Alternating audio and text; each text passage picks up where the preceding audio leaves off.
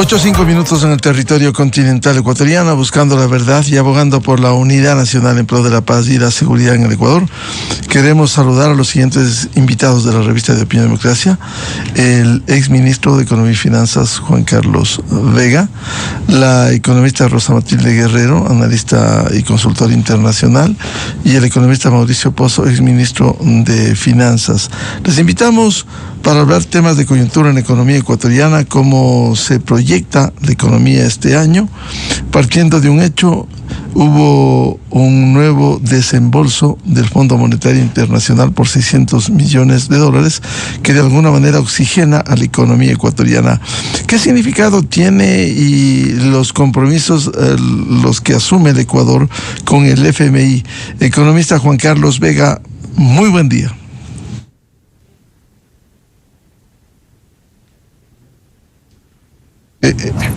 Buenos días, Miguel. Qué gusto compartir este panel con Mauricio y Rosa Matilde.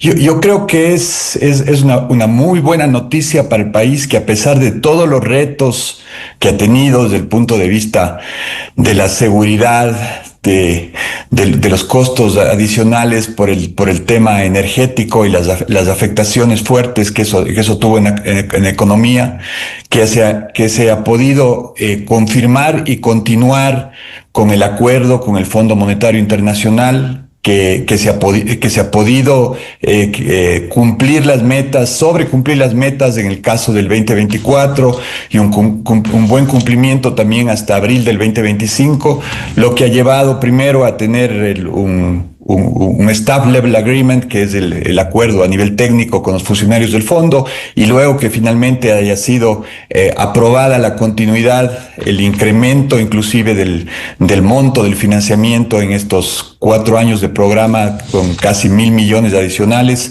y que finalmente se ha concretado el desembolso de 600 millones, que es una ayuda fundamental este rato en la complicada y la retante situación de las finanzas públicas.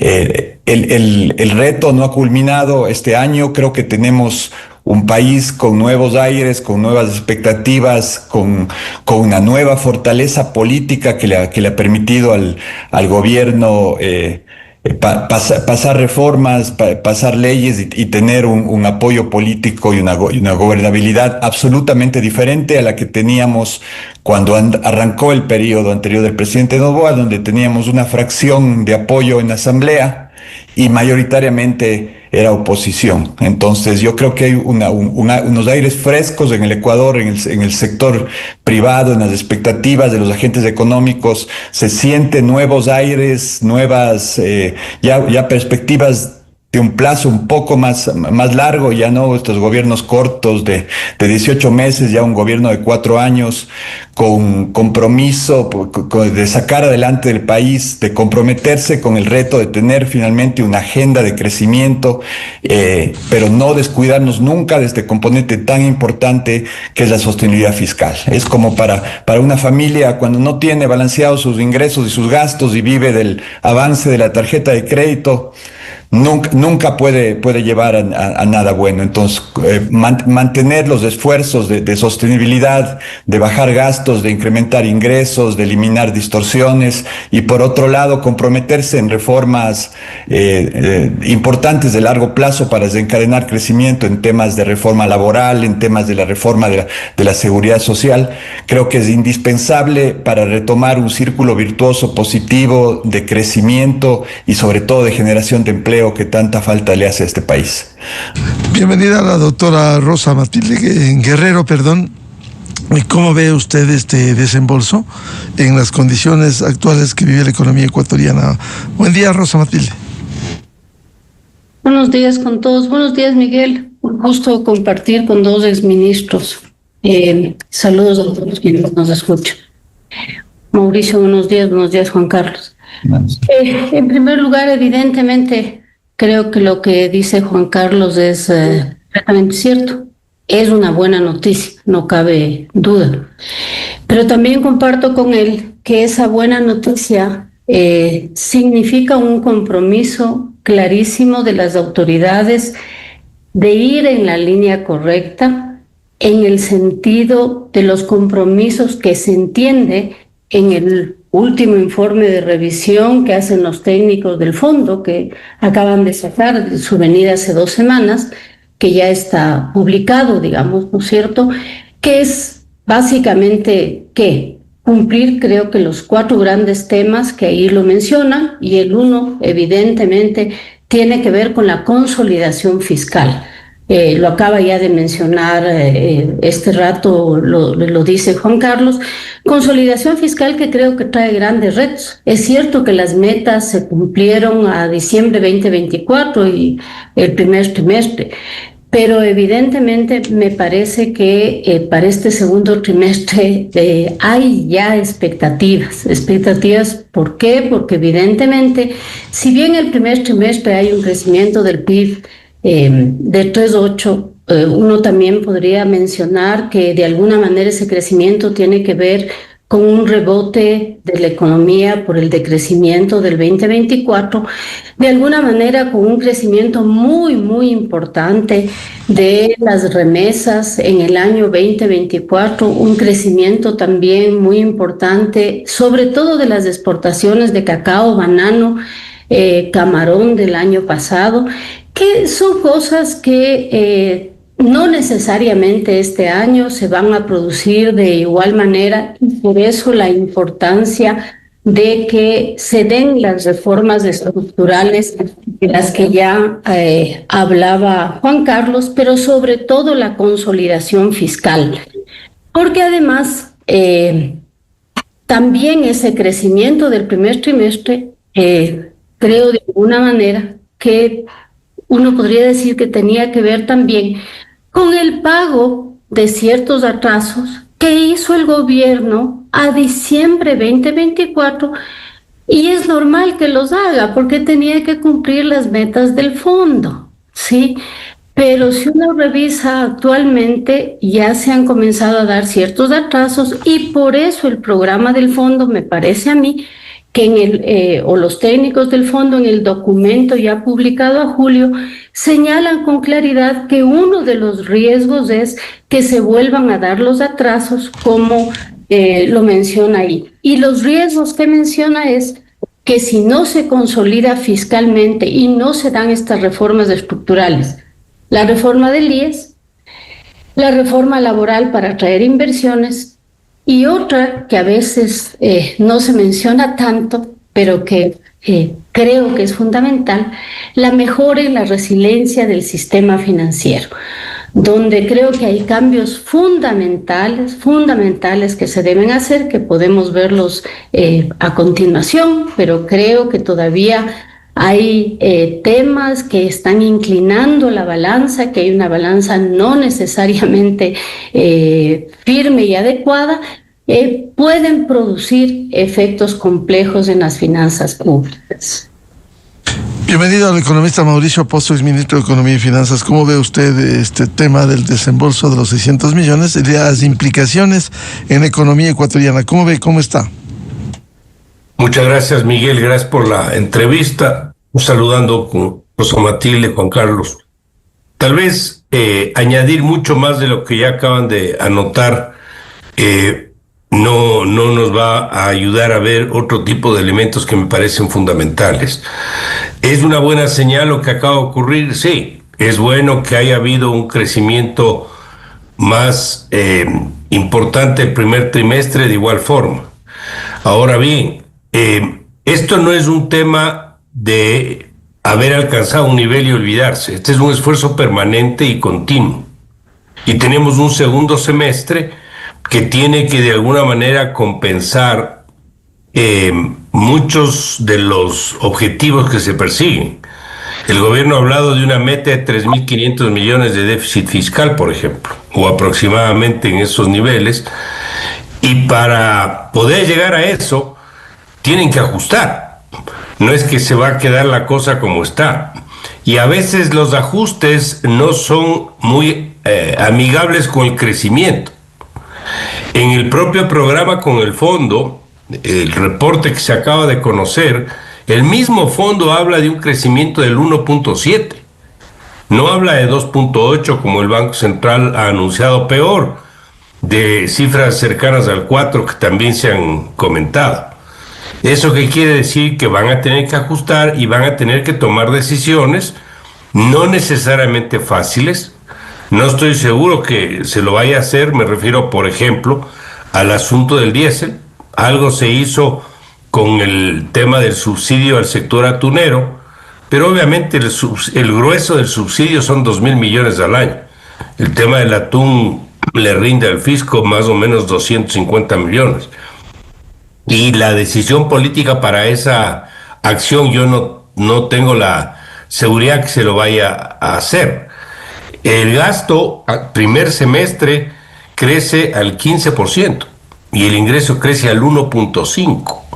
Es decir, hay una diferencia enorme, producto obviamente también del pago de intereses de la deuda que ha crecido, el monto que hay que transferir al Seguro Social por el 40%, que por cierto no hay acuerdo todavía entre el Ministerio de Economía y el Seguro de cuál es realmente la cifra equivalente al 40% de las pensiones, pero eso tiene que destrabarse con la reforma. Pregunto yo, ¿habrá la decisión para entrar en la reforma a la Seguridad Social? Ojalá la haya, pero eso se requiere porque no es un problema solo de la Seguridad Social, es un problema al mismo tiempo fiscal. Entonces un poco a lo que voy es que el esfuerzo que se ha producido alcanzando las metas, la buena señal a los mercados es un tema que tiene que no solo mantenerse, sino yo diría tiene que fortalecerse. Y creo que es importante añadir dos temas adicionales. Primero, que hay, creo yo, la necesidad de tener claro que un programa exitoso con el fondo no significa que el país va a entrar en una ruta de crecimiento sostenido necesariamente. ¿Es una condición necesaria? Sí. ¿Es una condición suficiente? No. Yo creo que hay mucho más por hacer, aparte del programa, para poder entrar en una ruta de reactivación sostenida en el tiempo a los ritmos que el país requiere. Ese es uno de los elementos que quiero añadir a lo que estamos conversando. Y el segundo es que creo que tienen que difundir mejor hacia dónde va a caminar el programa, porque estamos diciendo bajo el riesgo país, discutiendo temas de mucha coyuntura, que se aprobó el programa con las metas de diciembre y de abril, que la economía creció mejor el primer trimestre, y no decimos cuáles son las metas del periodo actual a dónde va a caminar este año y los siguientes 3 años. El gobierno tiene un periodo de mediano y largo plazo, entonces yo lo que quiero un poquito insistir es que es importante difundir la ruta por donde va a transitar el gobierno, qué quiere alcanzar, cuál es la meta de crecimiento en los próximos 4 años, cuánto va a reducir el problema del subempleo y el desempleo, en qué reformas se va a meter. Esa información yo creo que podría ayudar a tener un poco más de tranquilidad hacia dónde se mueve. Y termino con esto. Hay el tema de la reforma tributaria. No sabemos en qué podrá consistir esa reforma. Me parecería que en las actuales circunstancias no cabe un tema de aumento impositivo. Ahora, la reforma no quiere decir que va a aumentar necesariamente los impuestos. Pueden incluirse sectores que están exentos, algunas otras decisiones. Pero eso creo que también se debe conocer. Porque al mismo tiempo que, por ejemplo, se aprobó la ley que buscaba eliminar las economías criminales, y ahí se puso un incentivo para que las empresas aporten a las fuerzas del orden y puedan recibir algún beneficio tributario producto de ese aporte. Al mismo tiempo estamos con el tema de la reforma tributaria. Entonces, desde el punto de vista de la efectividad de la reforma, ¿cómo yo dono recursos como empresario si no sé qué va a pasar con la nueva reforma tributaria? Entonces yo creo que hace falta un poco balancear los temas para que haya mucho más claridad por dónde va a moverse el gobierno y hacia dónde va a transitar. Vuelvo con el economista Juan Carlos Vega. Siendo importante esta relación con los multilaterales, con el Fondo Monetario, ¿cómo lograr articular no solo la imagen, no solo la caída del riesgo país, los créditos, los nuevos desembolsos, sino también lo que decían tanto Rosa Matilde cuanto Mauricio, el darle sostenibilidad para que finalmente el Ecuador pueda entrar en la senda del crecimiento económico.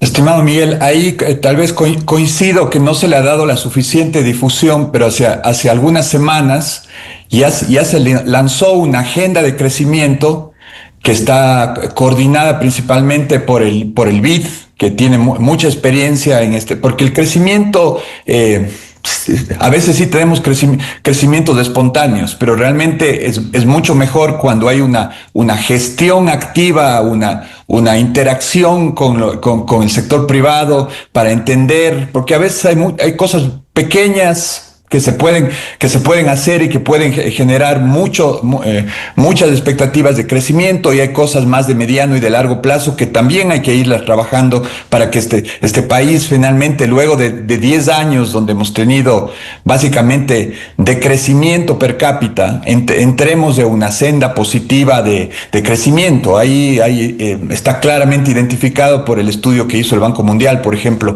las oportunidades que tiene este país de grandes inversiones mineras, de las oportunidades que también hay en el sector petrolero, que de alguna forma como consecuencia de la crisis energética del año pasado también se han abierto las oportunidades de inversiones en el tema de energía, que inclusive cuentan con apoyo de tercera fuente de repago de parte del BID, lo que hace que los proyectos energéticos privados en el Ecuador se hagan mucho más atractivos y más fácilmente financiables en el mercado internacional. Entonces, yo estoy convencido que esa agenda de crecimiento, donde haya una interacción muy cercana entre el sector público y el sector privado, y desde el sector público el compromiso de facilitar las cosas, de simplificar los trámites, y desde el sector privado también de presentar activamente sus posiciones, sus necesidades, sus alternativas, que no necesariamente beneficien exclusivamente a su sector específico del acero, del azúcar, de las bebidas, sino que sean temas transversales que finalmente terminen ayudando a un crecimiento sistémico y entrar a un círculo virtuoso positivo de inversión, de generación de empleo y de crecimiento económico, que creo que tiene que estar acompañado. No es yo estoy en desacuerdo que sea opuesto a continuar por una ruta de ajuste y de arreglo de nuestra mala situación de finanzas públicas, porque mientras sigamos teniendo un gobierno que le cuesta a la economía casi 38 puntos del PIB, cerca de 40 en algunos momentos, y tengamos una recaudación de apenas superando apenas el 20 puntos del PIB, no vamos a tener un país sostenible en el largo plazo, y vamos a tener que seguir financiando ese déficit con petróleo y con deuda, cuando el petróleo y la deuda debería venir para construir obras de infraestructura, caminos, puertos, aeropuertos, que a través de inversiones o públicas privadas vayan sustentando y convirtiéndose en fuentes de competitividad y de crecimiento para el sector privado, una sinergia con el sector público, y no cubriendo déficits inmanejables. Entonces, en el tema tributario, en el tema de la reforma, no necesariamente implica subir impuestos, sino arreglar nuestro esquema impositivo. Tenemos impuestos altamente distorsivos como el ISD, pero que sí recauda casi $1.000 millones para el fisco. Entonces, deberíamos reemplazar eso, empezar en alternativas tal vez de tener un IVA más parecido al que tiene Colombia o el que tiene Perú, del 18, del 19%, y eso permitiría eliminar un impuesto distorsivo como el ISD,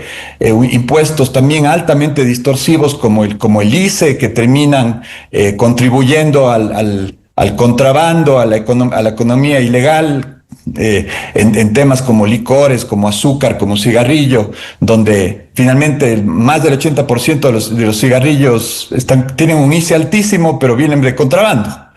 Entonces, ese tipo de cosas, yo estoy convencido que se debería corregir en una reforma tributaria. Y por otro lado, el tema del gasto tributario, que se ha convertido en una gran fuente de abuso y hasta de competencia desleal entre las empresas, porque finalmente apenas se firman los contratos de inversión, ya se aplican los beneficios tributarios, pero no necesariamente hay ningún ente que controle que se realicen las inversiones y sobre todo que se genere empleo, que es el objetivo principal de esa política económica. Entonces ahí hay del gasto tributario total que se aproxima a los 6.000 millones de dólares, más o menos la mitad son las exenciones de IVA, que finalmente son exenciones que le vuelven más progresivo a un impuesto indirecto, pero toda la otra mitad, que son que superan los 2.000 millones, están en estos beneficios tributarios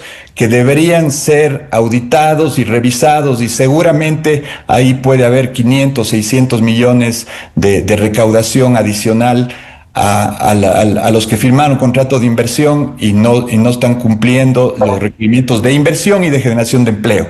Yo creo que las finanzas públicas hay que irlas simplificando, el esquema tributario, que no sea una cosa donde finalmente los grandes beneficiados son los asesores tributarios, porque es tan complejo, tenemos tantos impuestos directos, indirectos, grandes y chicos. Debemos caminar hacia un esquema donde tengamos un buen IVA bien cobrado, igual un impuesto a la renta mucho mejor cobrado, que promovamos la inversión y la economía formal y tratemos de desincentivar la gran economía del contrabando y la economía informal, que finalmente termina hasta financiando a los grupos de delincuencia organizada. Entonces, en ese sentido, creo que el país tiene que ir renovándose y teniendo unas finanzas públicas sostenibles y simplificadas, que finalmente tracen una cancha para la inversión de largo plazo, que no tengamos que seguir poniendo impuestos por una sola vez,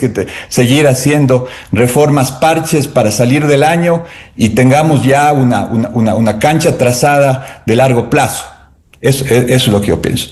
Economista Rosa Matilde Guerrero, ¿cómo lograr armonizar la economía, como se ha dicho esta mañana? Quizás sincerando algunos impuestos, no necesariamente aumentando en algunos casos, en otros sí, a fin de cortar las distorsiones. Mucho se ha hablado de eliminar el impuesto a la salida de divisas, pero compensando que pudiera ser el aumento del IVA como en otros países, como decía el economista Juan Carlos Vega.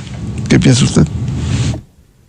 Sí, Miguel, yo creo que en la reforma tributaria, que me parece que va a ser fundamental en este acuerdo que se tiene con el fondo, básicamente me parece que lo más importante va a ser este momento no gravar más, porque si no va a ser muy difícil el crecimiento, pero sí creo que ampliar la base y eliminar ciertas distorsiones. Creo que hacia allá va a haber que ir, al menos en este año.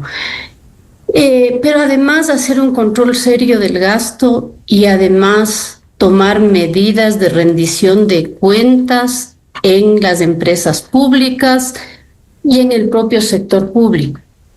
Y en algunas empresas públicas cumplir en serio, por ejemplo, las auditorías, como en el caso de Petroecuador.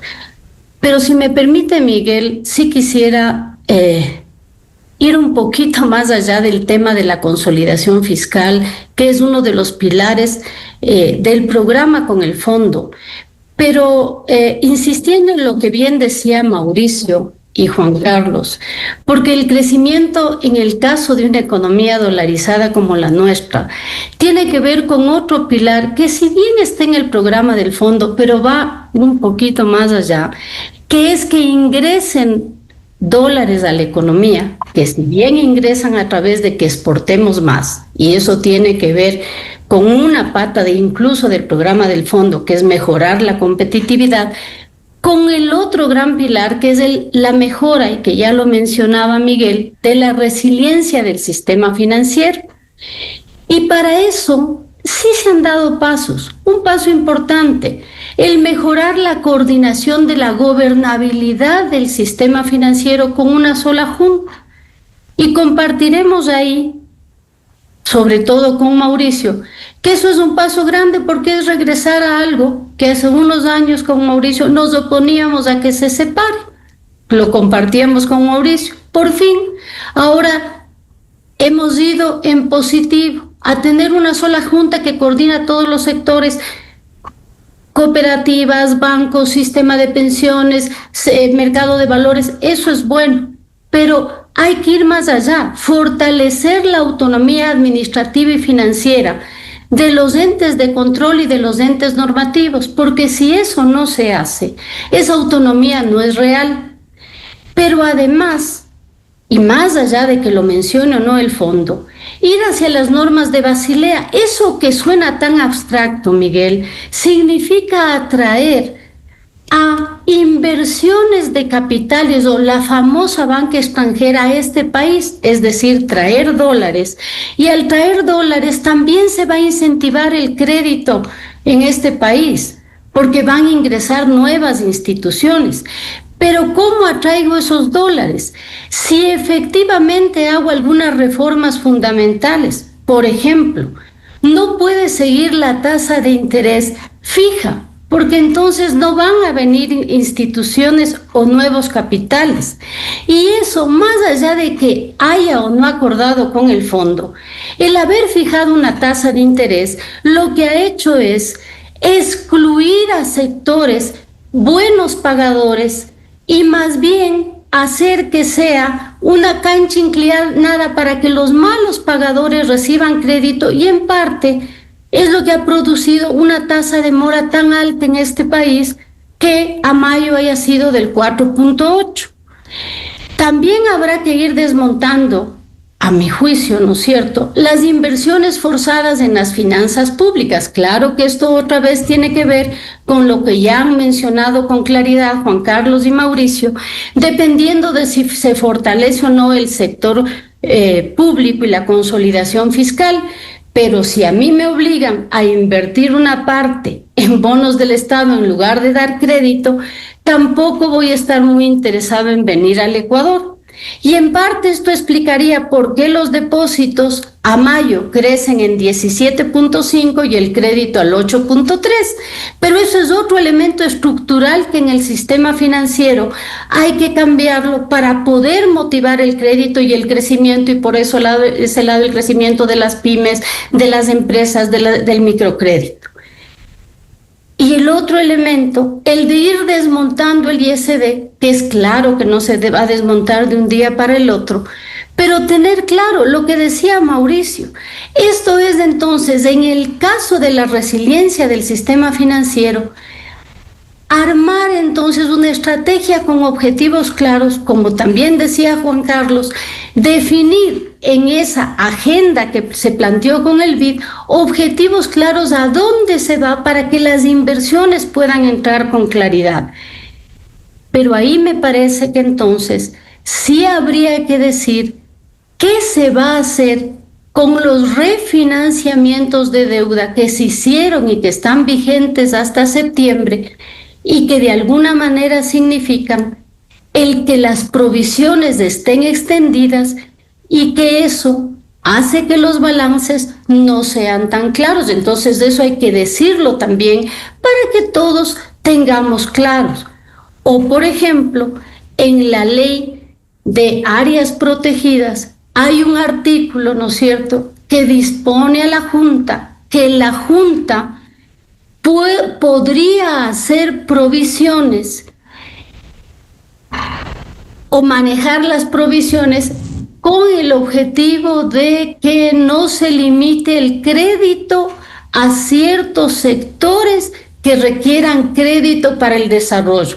Entonces, ese tipo de cosas no aclaran si el desarrollo del sector financiero, y evidentemente dificultan las inversiones en el sector. Y ahí comparto, como decía con Mauricio, que es necesario tener objetivos claros, al menos para fortalecer este pilar de la mejora de la resiliencia del sector financiero. Igual que la reforma en la seguridad social, más allá de que si es el Estado ya no puede pagar el 40%, pero además, si no paga ese 40%, la seguridad social en realidad está en peligro.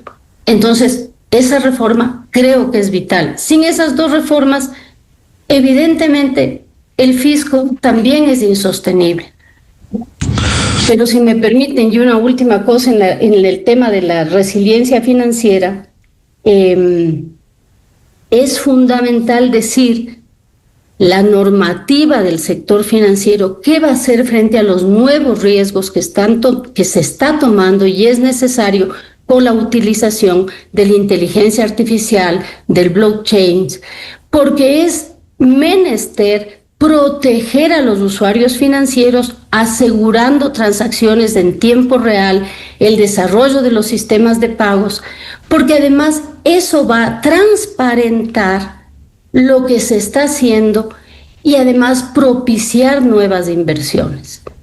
Me parece que eso es aclarar la cancha para que ingresen nuevos capitales. Economista Mauricio Pozo, a ver, ¿qué reformas debiera articularse que permita dar un crecimiento sostenido a la economía ecuatoriana, más allá de los hechos coyunturales? Evidentemente, el mejoramiento del manejo de la economía, que baje el riesgo país, accede al crédito, pero ¿qué reformas que nos dé sostenibilidad en el tiempo a la economía? Hay algunos sectores que creo yo siguen siendo atractivos para la inversión extranjera, sobre todo. Uno de ellos es el sector petrolero, otro es el sector minero. En el primero de ellos, a mí me parece que una de las reformas es el cambio de la estructura de Petroecuador. Eso no funciona, Miguel. Si eso va a seguir como está, dudo mucho que podremos esperar unas mejoras en producción, inclusive de atracción de inversión. Es una institución que no ha podido, por ejemplo, mejorar la estructura interna, con lo que alguna vez se promovió en el ministerio, que fue la fusión entre Petroamazonas y Petroecuador, con 10,000 empleados, supuestamente para que sea economías de escala y que no haya 2 gerentes de comercio exterior, 2 de recursos humanos, 2 financieros. Resumen, algún juez de por ahí dejó insubsistente el proceso y ahora tenemos una Petroecuador absolutamente obesa, con problemas de rotación permanente de funcionarios y con problemas también de corrupción. Entonces, si no se hace una reforma institucional a entidades como Petroecuador, va a ser muy complicado, en este caso, animar a la participación privada en el petróleo. Ahí tenemos el otro problema, que es lo que se decidió del bloque del Yasuní, que es obviamente sí genera una preocupación. Hay una decisión política que tendrá que tomarse, a ver si, por ejemplo, la consulta donde se perdió eso, debidamente difundida y explicada, porque se le preguntó al país que qué opina del ITT de cerrar el bloque 43, nunca se le explicó en qué consiste, cuánto produce, cuánto aporta a la economía, si ha habido o no daño ambiental, etcétera, etcétera.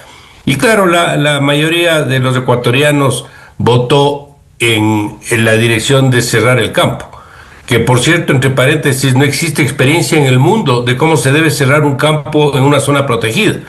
Y ahí parecería que el desmontaje del campo cuesta bastante más que la propia inversión en el mismo. Entonces yo creo que el tema petrolero hay que hacer un cambio. La estructura, si se mantiene, creo que sería un problema hacer una suerte de capital abierto, donde puedan participar inversionistas de aquí y de afuera, el propio Estado, pero como está, me parece que es un error. En el área minera, de igual manera, ahí está en una discusión del tema de la regalía, el tema del catastro minero. Creo que ahí también hay un sector que nos puede ayudar. Obras de infraestructura grande, que lo he citado en algunas ocasiones. Hemos estado 20 años hablando, por ejemplo, de la famosa autopista Quito-Guayaquil. Ahí son 350 kilómetros más o menos de extensión y es un proyecto de un poco más de 2,000 millones de dólares. Algo que agregue valor, algo que permita mejorar la actividad económica. Esa es una de las obras. En el área energética de igual forma.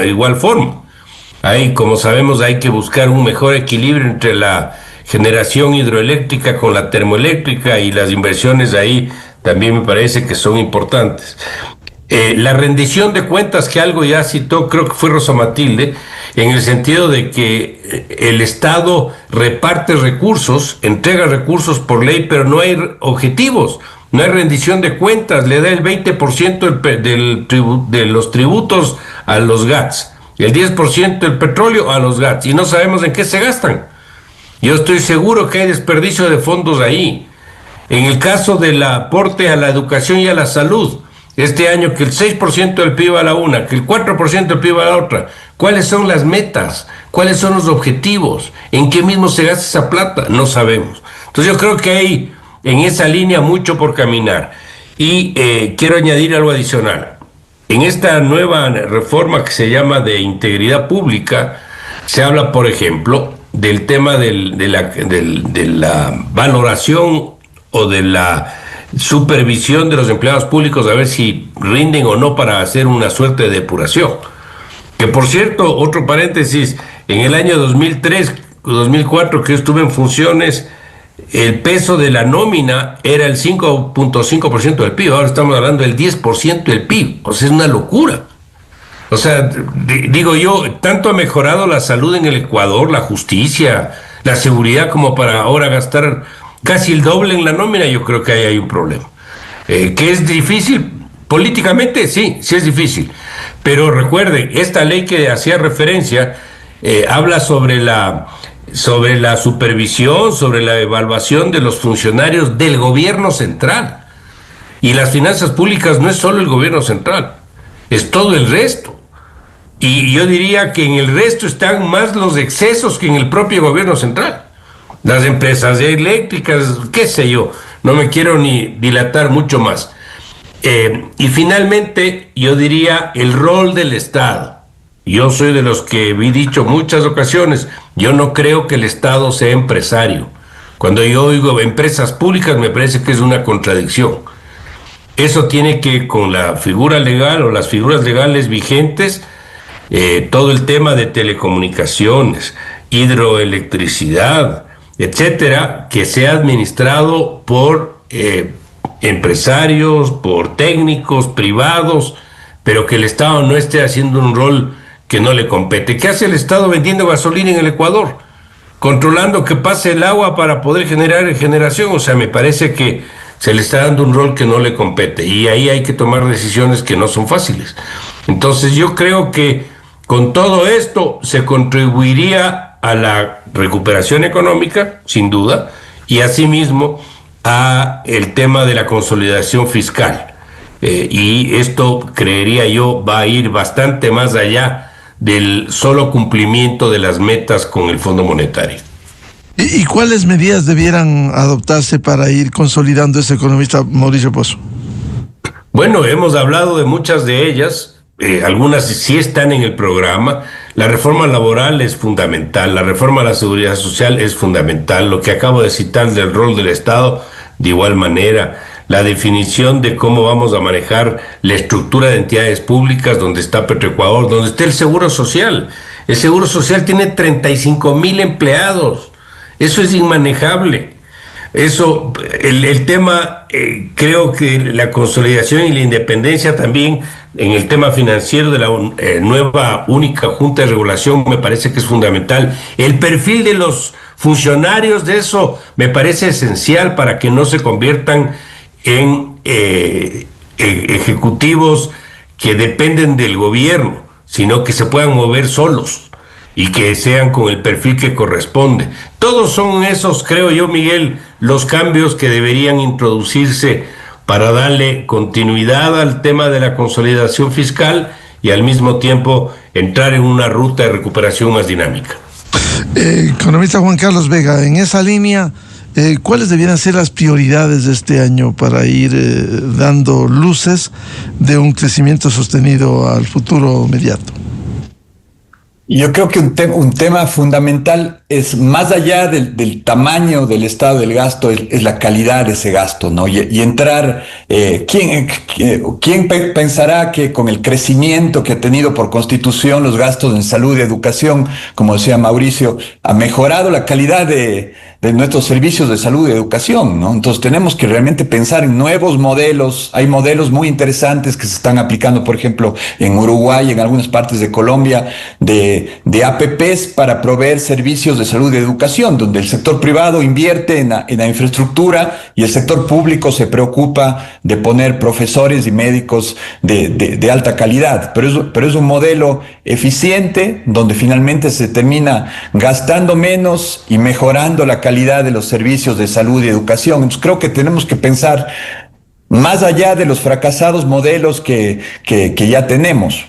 Por otro lado, yo creo que el paso en el lado financiero, que más allá que yo también nunca estuve de acuerdo con esta idea mágica que nadie finalmente se hace cargo de haber dividido las juntas en dos, que era un modelo desinstitucionalizado, que desde el MEF se trató de llamar a un comité de estabilidad financiera para hacer que por lo menos hablen entre las juntas y las superintendencias y haya un intercambio de información un poco más activo, lo cual era un absurdo. El haber logrado que finalmente se consolide una sola junta institucionalizada, fuerte, ojalá con los mejores ecuatorianos dentro de esa junta, con una secretaría técnica fuerte como es el Banco Central, que tiene ya su institucionalidad y sus capacidades, que por ejemplo esa era una gran debilidad que tenía la Junta Financiera, que estaba limitada en recursos, que tenía pocas capacidades para ejercer sus importantes funciones.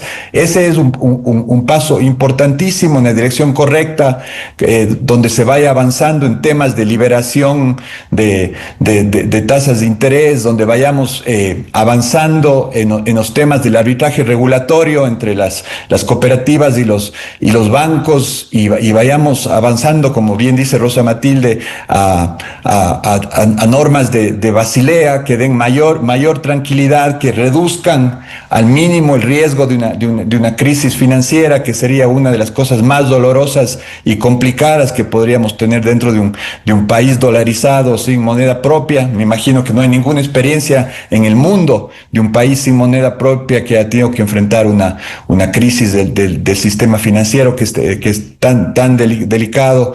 Este país tiene que continuar en su ruta de arreglar sus precios, los precios del dinero, los precios de los combustibles, de todas las distorsiones que hemos ido acumulando en estos últimos años, y que con precios de mercado va a venir crecimiento, inversión e interés de los mismos ecuatorianos y de las entidades extranjeras de invertir, hacer dinero y tener la seguridad que este es un país lleno de oportunidades y capacidades humanas y de recursos para tener una economía creciente en periodos más largos, 5 o 6 puntos de crecimiento, que es lo mínimo que necesitamos para mantener de alguna forma los niveles de bienestar, de generar más empleo de la gente que va graduándose de las universidades, y finalmente espacios en las universidades para la gente que se va graduando de los colegios, y eso creo que sería la vacuna de largo plazo también para ir solucionando los problemas de inseguridad, que finalmente la base de todo eso es la falta de oportunidades, sobre todo para los jóvenes. Economista Rosa Matilde Guerrero, con esas consideraciones, ¿cuáles debieran ser las prioridades para la economía ecuatoriana en las actuales condiciones para lograr lo que ustedes han dicho, ese crecimiento sostenido del 4 o 5%? Miguel, no creo que son fáciles, pero en términos de consolidación fiscal, creo que el tema de la eliminación de los subsidios a los combustibles es vital, y uno fundamental, no fácil políticamente, el del diésel. Si seguimos manteniendo ese, que es el grueso, el gordo, casi 2.000 millones, todos los esfuerzos que se han hecho, que son positivos, no están pegando, digamos, en el blanco. Ese me parece que es central, más allá de todas las otras cosas que han contribuido ya Juan Carlos y Mauricio. Luego creo que la reforma a la seguridad social, que varios hemos hablado por largo tiempo, cuando estuvimos de hecho en la Superintendencia de Bancos hicimos un primer informe determinando cuáles eran los problemas y las brechas, es un tema clave. Y permítame insistir en el fortalecimiento del sistema financiero porque creo que es clave para este país y transformarnos en realidad en un sistema financiero internacionalizado, porque eso va a permitir, creo desde mi punto de vista, el crecimiento fundamental del crédito y por esa vía, evidentemente, un crecimiento del PIB de los niveles del 4 o 5% de manera sostenida, más allá de las reformas en sectores fundamentales como petróleo, turismo, que ya lo define la agenda y el informe del Banco Mundial para este país hace ya un año. Pero creo que esos temas son claves y que lo hemos venido conversando aquí. Y esa reforma financiera, perdóneme, tiene que ir de la mano, sosteniendo las diferencias entre diferentes formas de asociación, como cooperativas y bancos, pero los unos y los otros, socios y depositantes, dándoles confianza con diferentes formas de asociación, pero cumpliendo las normas, unos y otros, normas de capital y liquidez, porque la confianza de quienes depositan en ellos es sustancial. Economista Mauricio Pozo, a ver, las prioridades, ustedes han delineado las tareas que debiera cumplirse para dar ese crecimiento económico deseado en el Ecuador. ¿Cuáles debieran ser dentro de esas recomendaciones las prioridades en este momento? El mantenimiento del manejo de las finanzas públicas en orden me parece que es una prioridad. O sea, ese no es un tema que se alcanzó y mañana me olvido. Esto es permanente todo el tiempo y eso significa el cumplimiento de los acuerdos firmados. El Ecuador ha tenido, por ejemplo, una reducción del riesgo país. Estamos hablando de cerca de 800 puntos, que es bastante menor al que tuvimos un tiempo atrás, pero sigue siendo elevado. Si queremos acceder a los mercados internacionales con 800 puntos, nos va a tocar pagar tasas sobre el 11 o 12%, lo cual es impresentable. El país tiene que arribar a riesgos menores y uno de los componentes para ello es el mantener en orden el manejo fiscal. Entonces ese es uno de los elementos que es prioritario a mi criterio hacia adelante. El segundo son las reformas, y no porque sea posterior, es al mismo tiempo, es en paralelo. Las reformas que hemos conversado, cuáles deben ser. Ahí no podemos nosotros desmayar y obviamente no son reformas simples, me refiero en lo político, pero son necesarias para el Ecuador. Y yo pregunto, cuando un gobierno se posesiona, que es el caso del presidente Noboa, gana las elecciones con un buen margen, tiene mayoría en la asamblea, tiene apoyo popular. Yo pregunto, ¿cuál será el mejor momento para tomar las decisiones? Este es el mejor momento. Y yo creo que no se debe demorar, porque no es eterno, el poder desgasta, el poder se deprecia. Si ahora no es el momento, pregunto yo, ¿cuándo? Entonces yo creo que estos temas tienen que ser abordados por el gobierno y el presidente lo antes posible, porque creería yo que su posibilidad de éxito va a ser bastante mejor que esperar 2 años o lo que sea para recién ahí pensar cómo vamos a cambiar una u otra cosa. ¿Qué recomendaría, economista Mauricio? Pues, ¿qué recomendaría este momento? A ver, las medidas inmediatas en las actuales condiciones que usted dice. El tema de los subsidios ineficientes que hemos hablado, no. El tema del rol del Estado, el asunto de la rendición de cuentas, los cambios de las estructuras de las entidades públicas, como por ejemplo Petroecuador, el propio Seguro Social, la reforma a la seguridad social. Ahí tiene usted una lista importante de acciones que tiene que emprender el gobierno. Claro. Y eso, yo sé que no puede hacerse todo al mismo tiempo y tiene que medirse, pero tenemos que empezar ya. Y le voy a decir algo, Miguel, fíjese, en el tema de las gasolinas, y no me refiero al diésel, sino a las gasolinas, se hizo el ajuste, pero hay que también recordar que los actuales niveles de precios no están todavía empatados con el mercado internacional, y lo de fondo no es ni siquiera eso. Lo de fondo es que la política económica no puede depender de factores que no dependen de la decisión nuestra. El precio del petróleo varía de acuerdo a los mercados externos y por lo tanto el precio de los derivados también, y el 80% de los derivados importados. Entonces, ¿qué es lo que se pretendía en su momento, tiempo atrás?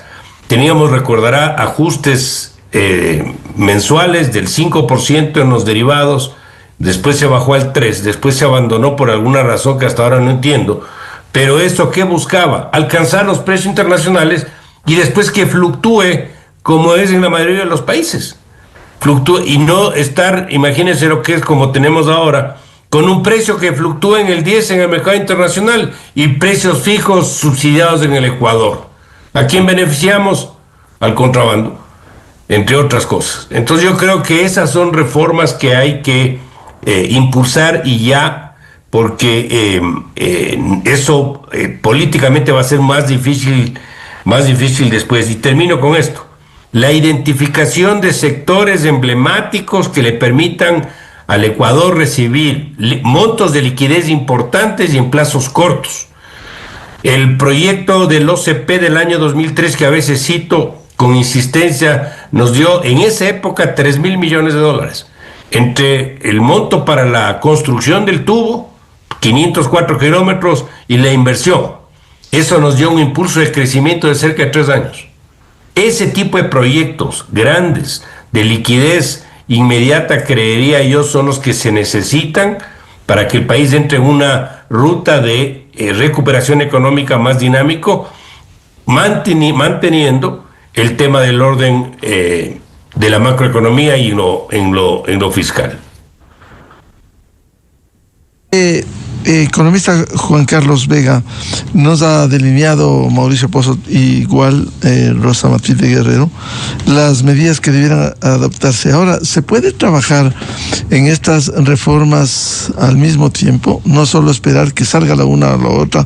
Por ejemplo, la reforma al Seguro Social, que es fundamental, la reforma al sector petrolero, a sectores estratégicos como telecomunicaciones, como el sector eléctrico, e incluso el tema de los subsidios. ¿Qué piensa usted? O sea, concordando con la importancia de todas esas reformas, obviamente ya cuando uno está dentro del barco y siente las restricciones políticas para tomar algunas de estas reformas, hay que en eso, sobre todo, felicitar la capacidad y la habilidad política que ha tenido el presidente en ese tipo de duras reformas, ¿no? Acordémonos la reforma tributaria de 3 puntos del IVA, que fue una reforma histórica, en momentos donde se venía una consulta, en momentos donde estaba cerca una nueva campaña.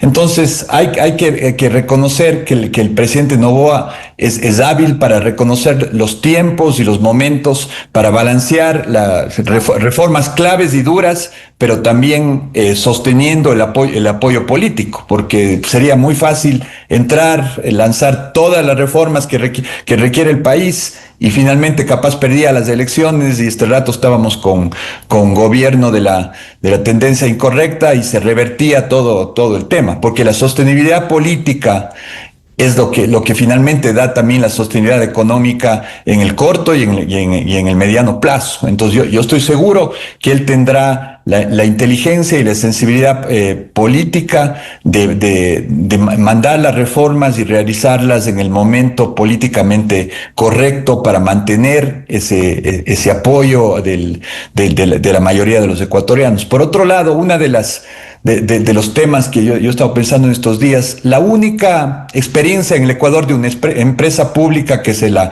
reestructuró y se la hizo eficiente, y hasta ahora es eficiente, finalmente es el Banco del Pacífico, ¿no es cierto? Que se la ha recuperado finalmente en 2 ocasiones. Entonces, tal vez ese modelo podría ser interesante aplicarlo para las empresas públicas, donde porque yo lo que decía, si es que mandamos a hacer auditoría de Seleco, o sea, ni tienen contabilidad, ¿en dónde van a hacer auditoría a los auditores, ¿no es cierto? Entonces yo creo que se requiere contratar administración internacional, como se hizo en su caso en el Banco del Pacífico, para que entren con fuerza a hacer las reformas, las reestructuraciones, y en otros casos, como por ejemplo el caso de Petroecuador, creo que lo más importante sería ir trabajando en esquemas donde se vayan firmando contratos con empresas internacionales en los principales campos, donde traigan la inversión, traigan la eficiencia, y Petro finalmente vaya teniendo un rol más pequeño, más regulatorio, pero que los principales campos y las inversiones y los incrementos de producción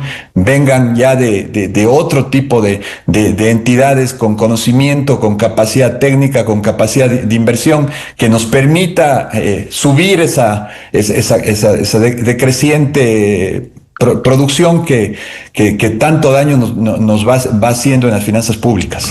Rosa Matilde Guerrero, a ver, esas reformas se puede ir paralelamente, aprovechando el tiempo, mayoría en la Asamblea Nacional, reforma LIES, reforma Petroecuador, sector eléctrico, telecomunicaciones y los propios subsidios. ¿Qué piensa usted? Miguel, creo que Juan Carlos lo acaba de decir. El presidente ha demostrado habilidad, y creo que además del aprovechar el apoyo que tiene, tanto en la Asamblea como el hecho de ser un gobierno nuevo, es para el país urgente que lo aproveche. Y en ese sentido, si me permite, creo que las reformas que hemos mencionado son urgentes, pero son urgentes todas. Y en ese sentido, el caso de la seguridad social, por lo que estamos viendo en términos de atención, que todos los días los afiliados se quejan, ya no soporta más la baja viabilidad financiera del IES, por la cantidad de prestaciones que tiene, que no pueden ser cubiertas, la deuda que el fisco tiene con el BIES y el IES, que es insostenible, el IBM, que ya no puede cubrir sino solamente a 1/3 de la fuerza laboral. Las debilidades del propio gobierno corporativo del IES y del BIES tienen que ser modificadas, tanto en los parámetros de jubilación, como focalizar de manera clara los subsidios de a quienes da el propio fisco, porque si no, no son subsidios y no están focalizados, y más aún en este tema. Incentivar el ahorro de los empleados e incentivar que inclusive aquellos sectores informales puedan aportar al IES. Eso es necesario y urgente. Exigir una jubilación patronal, esos temas, solo un gobierno con la fortaleza de este debe hacer esa reforma. Yo creo que tiene que ser una petición de los ecuatorianos. Perdone que insista en esa reforma, pero creo que ese tema es un tema urgente, que debemos pedir los ecuatorianos que se haga.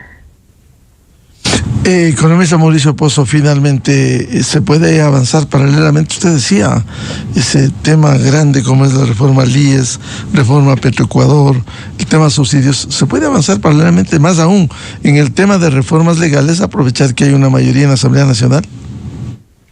Yo creo que sí. Ahora tenemos la mejor prueba.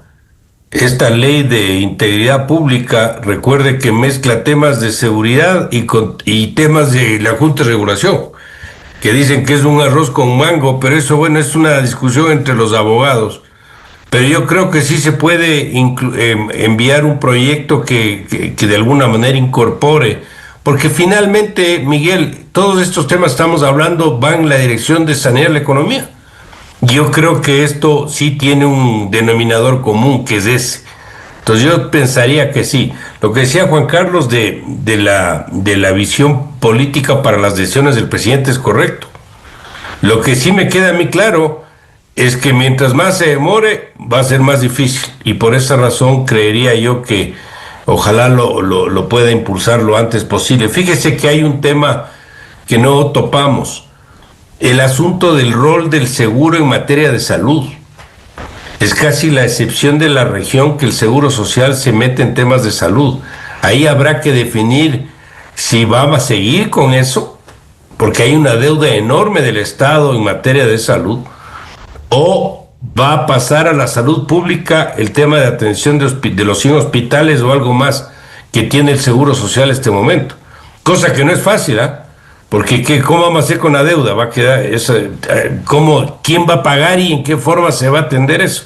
No está ese tema claro. Es más, ni siquiera el monto tenemos claro, porque ahí se ha hablado de algunas cifras. Entonces yo sí creería que con la fuerza política del presidente, con su habilidad de poderse manejar y tomar decisiones difíciles, aprovechando el momento coyuntural de apoyo popular, yo sí creería que se puede avanzar. No digo que en el 100% de las cosas, pero en unas acciones que hemos mencionado que son importantes y emergentes, yo creo que sí. Quiero terminar con un comentario final. ¿Usted sabe por qué estamos siempre con el fondo? ¿Por qué le buscamos a los